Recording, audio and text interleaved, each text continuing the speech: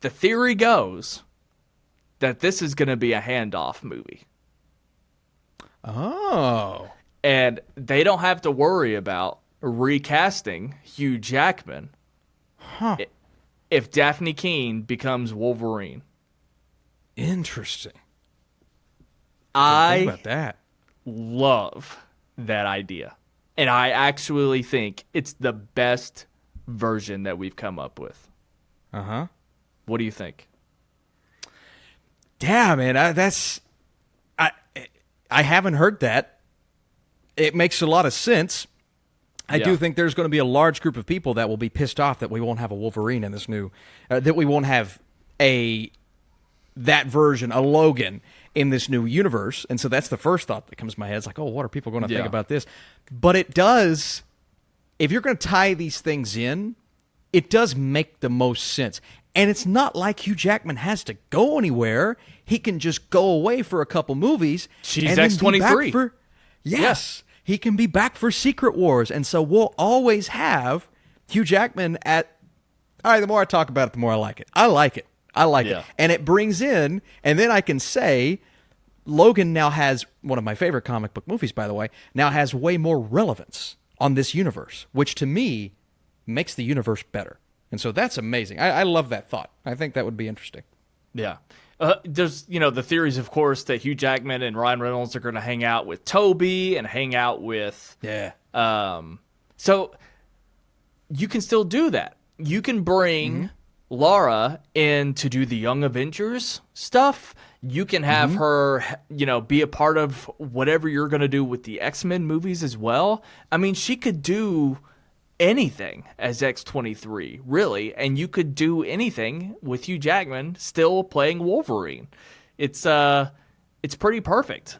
But yeah, there's all these ideas where like you can't replace Hugh Jackman. Even weird like Ryan Reynolds quotes. There's never going to be another Wolverine. Only Hugh Jackman can play him. There's a reason he's never been recast before. Maybe he's right, but maybe you don't have to worry about it if you let Laura be Wolverine, and then you can recast every other actor and have her be the bridge between the Fox X-Men. And I just think it's I think it's beautiful, actually. If they pull that off, and who would have thought Fox already cast the new Wolverine? I mean, it's just a theory, but I love it. It's a great theory, and Disney really likes her. She was in The Acolyte. Yeah. There's a connection there.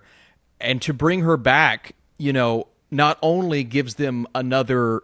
You have a character with an established emotional connection. You don't have to build that connection whenever she pops up. We have that, thanks to Logan. And it feels like most people that have watched the MCU, especially now that Deadpool and Wolverine's coming out, they've seen Logan. And so you don't have to get people scrambling back to watch this movie that nobody's ever seen. Yeah. And so why not? And then why not keep him, like I said, Hugh Jackman, around in your back pocket whenever you need him as this just secret weapon of sorts? Oh, come on, dude. Yeah, think about it. Because think about how they're playing. I've kind of already made this point, but I'll add to it. Sure. They keep playing coy about Hugh Jackman's return, right? So I think he's going to be in Secret Wars. I think he's going to be in whatever the Avengers movie, the other one is going to be. And yeah, you can have two separate classes. I was going to make another point, but I just completely bailed. I just pulled my chute. Totally forgot what my point was going to be. But either way, I just think it's wonderful. Yeah, I do too. Yeah, I love that theory. It took a second to get on board because, not having a Logan with the X-Men, I mean, what's going to happen with this? What's going to but if you have a pre-established connection like that, I think you're going to piss off a lot less people without having to recast one of the most well-played characters of our generation. So yeah, I'm with you. I think that's at least a cool theory. Whether it happens or not, we'll see. I remember my point. So Daphne Keane has kind of stayed out of the Acolyte discourse. She has. If she's a Disney employee still hired to play X-23, it's smart. And she talked about how she took a page out of Andrew Garfield's book and has stayed quiet up until this point. And yeah, it's almost like she's been Marvel trained. You know. So you're putting those puzzle pieces together. And I like this a lot, and what you're Feige, doing right now, by the way. Somebody interviewed Feige, you know, because a lot of these interviews are coming out by now. And he said that the X-Men in the MCU starts with this movie, which is like, obviously, because we've seen the previous generations already in the trailer, but he says the X-Men in the MCU starts here. So I don't think you start the X-Men in the MCU by just showcasing the previous actors. I think we get at least one of our new characters. I agree. That may be the most exciting part is what happens at the end of this movie. What world, kind of like at the end of the Marvels, which I've kind of forgotten about that by now, but what world do we land on? What character do we see? And it might even be a post-credit scene that introduces us to that new team. And how many do we get to see? And now what you've done is opened up the door to X-23 being a part of that new team. And so, yeah, this is exciting. I think I can't wait a week, to be honest with you. It's going to be crazy, but the possibilities of what this new X-Men is going to be, they're endless at this point. And this film's going to answer a lot of those questions. You also don't have to waste your time doing a new origin story. And you don't have to recycle Logan's for the 15th time. We don't have to... Yeah. We can do a new version of Weapon X, but we don't have to do that anymore. So it kind of stays fresh if we do this.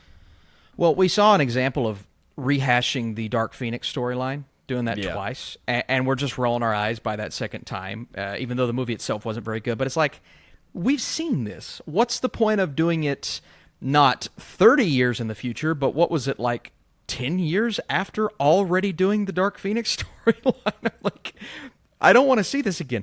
And I'm kind of feeling that way about a new Logan, a new Wolverine. Oh, it's the Jean Grey love story. There's, his role in the X-Men. Does he become more prominent, less prominent?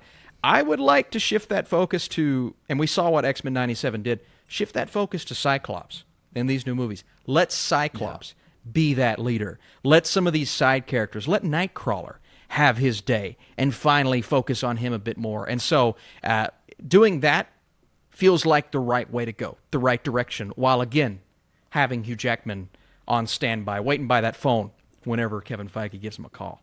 Yeah. It's a shame that Glenn Powell is going to be James Gunn's Batman and not Cyclops, but that's okay. I saw that too. Yeah. God, there was another point I was going to make.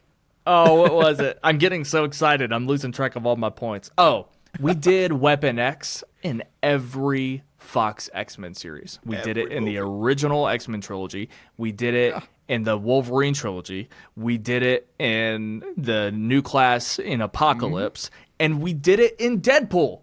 Deadpool was a part of Weapon X. You're right. So all 4 X-Men series, we've ran that into the ground. You go with Laura, you don't have to worry about it. You've already done her origin story, and it's not that. So